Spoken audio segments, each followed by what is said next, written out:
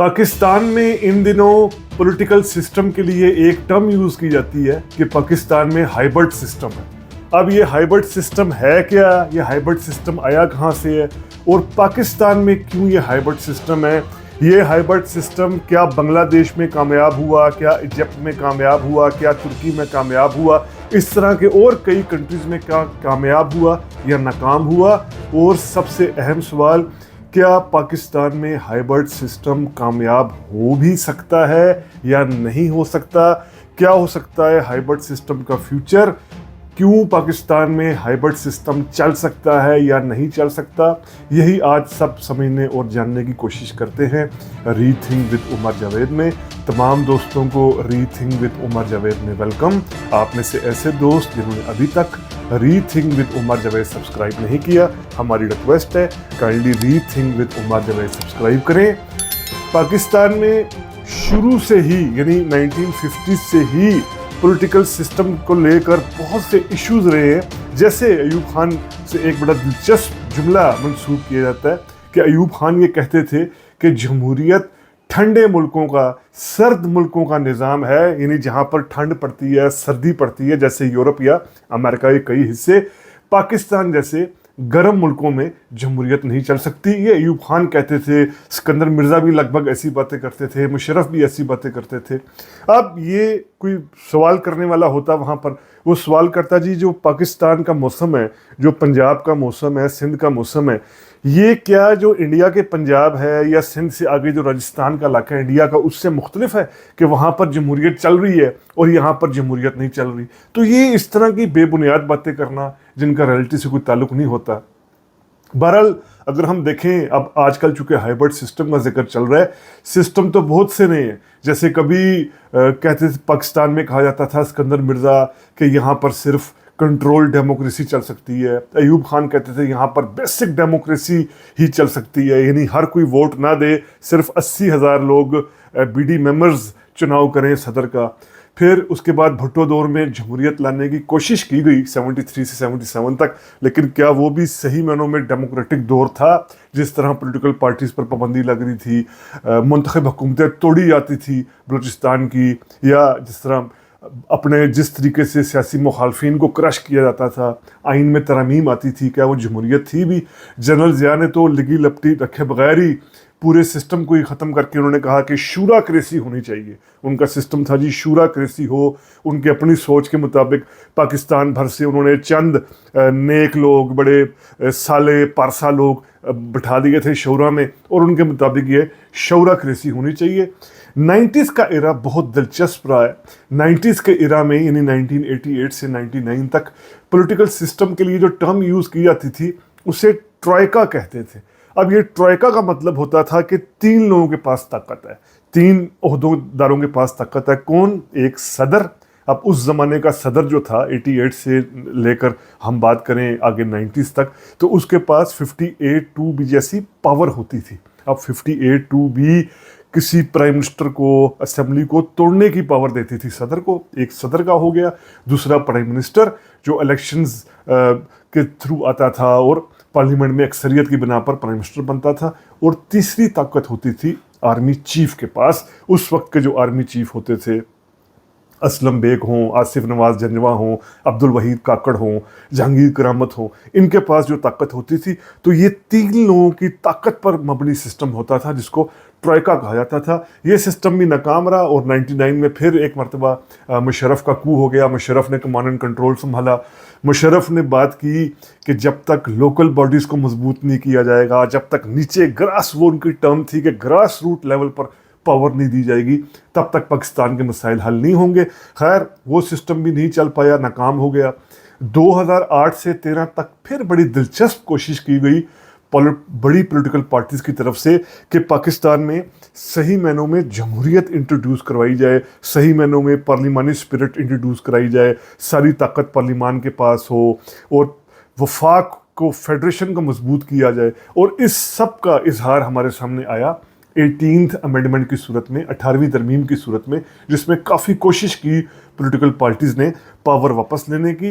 लेकिन इसके साथ साथ जैसी 18वीं तरमीम पर काम हो रहा था 2009-10 में, इसके साथ साथ एक जिस सियासी जमात को उभारा जा रहा था, जिस सियासी जमात को बैक किया जा रहा था, वो पाकिस्तान तहरीक इंसाफ थी। अब पाकिस्तान तहरीक इंसाफ को बैक करने का, सपोर्ट देने का सबसे बड़ी मकसद ये था कि कहीं ये पॉलिटिशियंस, पॉलिटिकल पार्टीज़ मुकम्मल तौर पर पाकिस्तान में डेमोक्रेसी ना ले आएँ। जो charter of democracy Nawaz Sharif और बेनज़ीर के दरमियान हुआ था, कहीं ये उसके मुताबिक ना पाकिस्तान का पूरा पॉलिटिकल सिस्टम बना दें, तो हमारी भी एक प्रॉक्सी होनी चाहिए। तो पाकिस्तान की इस्टेब्लिशमेंट की प्रॉक्सी के तौर पर पीटीआई को सामने लाया गया। 2013 के इलेक्शन में बेशक नवाज शरीफ वज़ीर आज़म बने, लेकिन वो इतने कमज़ोर वज़ीर आज़म थे कि हल्की सी बात पर उनको, आम सी बातों पर उनको अपने मिनिस्टर्स को सैक करना पड़ता था। मुशाहिदुल्लाह खान को उन्होंने सैक कर दिया, परवेज़ रशीद को सैक कर दिया, इस्टेब्लिशमेंट को खुश करने के लिए। ये बात सही है कि उन्होंने इस वक्त के आर्मी चीफ राहील शरीफ को एक्सटेंशन नहीं दी, लेकिन फिर भी नवाज शरीफ ने बहुत ज़्यादा कंप्रोमाइज़ किए। इन कंप्रोमाइज़ का नवाज शरीफ को कोई ख़ास सिला नहीं मिला और 2017 में उन्हें नाअहल करार देकर सज़ा दे दी गई। उन्हें पनामा जो मशहूर ज़माना केस है, इस पर सज़ा दे दी गई और बाद में उन्हें खैर जेल भी हुई।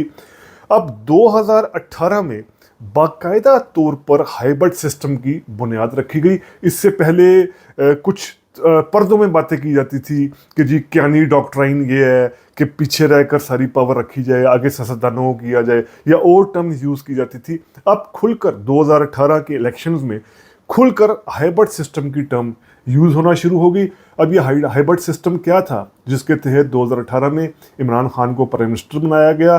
ताकत उस वक्त के आर्मी चीफ कमर जावेद बाजवा के पास भी थी, कुछ अरसे के लिए DGISI रहे, जनरल फैज़ के पास भी रही। ये हाइब्रिड सिस्टम अदलिया के ज़रिए, यानी जजेस के ज़रिए, मीडिया के ज़रिए अपने सिस्टम को मजबूत करता था। जो पॉलिसी बनानी होती थी, जो लॉ मेकिंग होनी होती थी, चाहे वो एक्सटेंशन की हो या किसी और मामले की हो, उसके लिए अदलिया को और मीडिया को इस्तेमाल किया जाता था। ये हाइब्रिड सिस्टम चलता रहा। इमरान खान तवक्कुआत पर पूरे नहीं उतरे, 2022 में उन्हें हटाया गया। शहबाज शरीफ की सूरत में फिर हाइब्रिड सिस्टम के तहत ही शहबाज शरीफ को लाया गया। वो सेटअप कुछ अरसे के लिए था, फिर निगरान सेटअप भी बैठा जो हाइब्रिड निज़ाम के तहत था। अब असल जो हाइब्रिड सिस्टम शुरू हुआ है, जिसे 2.0 हाइब्रिड सिस्टम कहते हैं, वो फरवरी 2024 के इलेक्शंस के बाद। अब ये हाइब्रिड सिस्टम क्या है, जिस पर ख़ुद जो वज़ीर हैं, वफाकी वज़रा हैं, ख्वाजा आसिफ जैसे, वो ख़ुद कहते हैं बड़ा ज़बरदस्त सिस्टम है ये हाइब्रिड सिस्टम। अब तो कोई लगी लपटी है ही नहीं कि ये एक हाइब्रिड सिस्टम है जिसमें प्राइम मिनिस्टर भी है, जिसमें आर्मी चीफ के पास भी, जनरल आसिम मुनीर के पास भी ताकत है, जिसमें पार्लियामेंट जो चाहे जिस तरीके से चाहे उससे कानून साजी करवाई जा सकती है। इस हाइब्रिड सिस्टम की कई मिसालें हैं, जैसे मीडिया को कंट्रोल करने के लिए पीका ऑर्डिनेंस है, या 26वीं तरमीम है जिसमें अदलिया को कंट्रोल करने की कोशिश की गई। अब सबसे बड़ा बुनियादी सवाल जो हमने इंट्रो में जिक्र किया कि क्या ये हाइब्रिड सिस्टम, हाइब्रिड से मुराद के मिक्सचर ऑफ टू थिंग्स या दो तीन चीज़ों का मिक्सचर जो होता है, तो पाकिस्तान में जो ये मिक्सचर आया हुआ है कि पार्लियामेंट के पास भी ताकत है, एस्टेब्लिशमेंट के पास भी ताकत है, और ये मिलकर एक हाइब्रिड सिस्टम बना रहे हैं, क्या ये सिस्टम चल सकता है, चल सकेगा? असल में हर मुल्क के जोग्राफिया की अपनी एक हिस्ट्री होती है, पॉलिटिकल DNA होता है, पॉलिटिकल रवैये होते हैं, अलग इकोनॉमिक कंडीशंस होती हैं।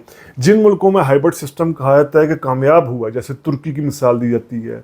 अब तुर्की में कामयाब हुआ क्योंकि तुर्की में 80% प्लस सिर्फ एक कौम ही रह रही है, यानी तुर्क्स रह रहे हैं। बाकी वो छोटे मोटे कुर्दों के इशू हैं बाकी, लेकिन वहाँ वाज़े मेजॉरिटी तुर्कों की है। और तुर्की जो खुद इट सेल्फ स्टेट है, ये फ़ौज की वजह से, अतः तुर्क की वजह से इसका वजूद आया। बांग्लादेश के बारे में बात की जाती है हाइब्रिड सिस्टम, ये बात गलत है। बांग्लादेश में 15 साल अभी कुछ अर्सा पहले तक हसीना वाजिद का दौर रहा है, वो कहीं से भी हाइब्रिड सिस्टम नहीं था। अब हम कह सकते हैं डॉक्टर यूनुस का ये भी हाइब्रिड नहीं है, ये भी एक तरह की डिक्टेटरशिप है।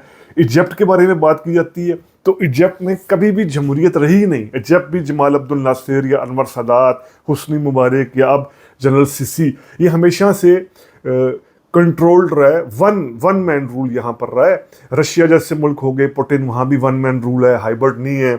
चाइना में खैर है ही वन पार्टी सिस्टम, सारी power communist party of China के कंट्रोल में है, उसी के तहत फिर सारा ये सिस्टम बनता है हुकूमतों का, फ़ौज का, यानी वन पार्टी रूल चाइना में है।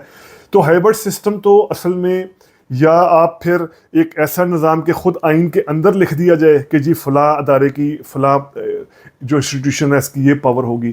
ورنہ یہ سسٹم واضح طور پر اگر نہ چل رہا، واضح طور پر اگر اس کی لکھت پڑھت نہ ہو تو اس کی کامیابی کا واضح طور پر حتمی طور پر زیادہ امکان نہیں ہوتا، خاص طور پر پاکستان جیسے ملکوں میں جہاں پر بہت سے تجربات کیے گئے. یعنی ایوب خان نے کیے، اسکندر مرزا، مشرف، جنرل ضیاء، لیکن کوئی بھی تجربہ کامیاب نہیں ہوا. کچھ عرصے کے لیے یہ سسٹم چل جاتا ہے، ڈیلیور کر دیتا ہے کچھ عرصے کے لیے، جس کو آپ ہائیبرڈ کہیں، ٹرائکا سسٹم کہیں، بیسک ڈیموکریسی کہیں، مشرف کا نظام کہیں. کچھ عرصے کے لیے تو چل جاتا ہے جو ڈیموکریٹک سسٹم نہیں ہوتا. لیکن دیرپا طور پر پاکستان کا جغرافیہ، یہاں کی ہسٹری، یہاں کا جو پولیٹیکل ڈی این اے، وہ زیادہ دیر تک ہائیبرڈ سسٹم یا اتھارٹی بیسڈ جو سسٹم ہے ان کے ساتھ نہیں چل سکتا، کیونکہ پاکستان کے بنیادی ڈی این اے کے اندر جمہوریت اس حوالے سے ہے کہ پاکستان ایک 1945-46 کے الیکشنز میں جو پنجاب، سندھ، کے پی کے، بنگال، یہاں پر سارے الیکشنز ہوئے، اور الیکشنز کے نتیجے میں پھر جو یہ حصے تھے یعنی پنجاب، سندھ، بنگال، انہوں نے فیصلہ کیا کہ ہم پاکستان کے نام پر ایک الگ فیڈریشن بنائیں گے. اور اس کے بعد بھی جب یہاں پر ڈکٹیٹرشپس رہی ہیں، ان کے خلاف جس طرح کی تحریکیں چلتی رہی ہیں، کامیاب ہوئی نہیں ہوئی، لیکن پھر بھی یہاں سول سوسائٹی، صحافیوں، اسٹوڈنٹس، دانشوروں، شاعروں، ادیبوں کی مزاحمت رہتی ہے جمہوریت کو لے کر. تو اس سے یہی اندازہ ہوتا ہے کہ کچھ عرصے کے لیے تو یہ سسٹم چل سکتا ہے، لیکن دیرپا بنیادوں پر اس سسٹم کا چلنا ممکن نہیں ہوگا. اب پاکستان میں 27ویں ترمیم لانے کی بات کی جا رہی ہے، جس میں ہائیبرڈ سسٹم کو مزید مضبوط کیا جائے گا. کچھ عرصے کے لیے تو مضبوط کیا جا سکتا ہے اس سسٹم کو، لیکن دیرپا بنیادوں پر یہ سسٹم پاکستان جیسے ملک میں جو ایک فیڈریشن ہے، یعنی باقاعدہ طور پر جہاں 4 سے زیادہ نیشنلٹیز بس رہی ہیں، پنجابی، پختون، بلوچی، سندھی، کشمیری، یہاں اتنی اقوام بس رہی ہیں، یہاں پر ایک ایسا سسٹم جو سینٹر سے ڈرائیو ہو، یعنی ساری طاقت مرکز سے ہو، وہ کچھ عرصے کے لیے تو چل سکتا ہے، دیرپا بنیادوں پر نہیں چل سکتا. تو یہ چونکہ آج کل ہائیبرڈ سسٹم کا بہت چرچا ہے، ہائیبرڈ سسٹم کو مزید مضبوط بنانے کی باتیں کی جا رہی ہیں، تو ہم نے ری تھنک ود عمر جاوید کے پلیٹ فارم کے ذریعے آپ کے سامنے کچھ ہسٹری کے حوالے پیش کیے، ریفرنسز پیش کیے کہ کیا کیا یہاں پر سسٹم نافذ کرنے کی کوشش کی گئی، کیوں یہ سارے سسٹمز ناکام ہوئے، پاکستان کا پولیٹیکل ڈی این اے کیا ہے، پاکستان میں کون سا سسٹم کامیاب ہو سکتا ہے، کون سا نہیں، یہ ہم نے سمجھنے کی کوشش کی. امید کرتے ہیں آپ کو ہماری یہ کوشش پسند آئی ہوگی. اگر پسند آئی ہے تو کائنڈلی سبسکرائب کیجئے ری تھنک ود عمر جاوید. شکریہ.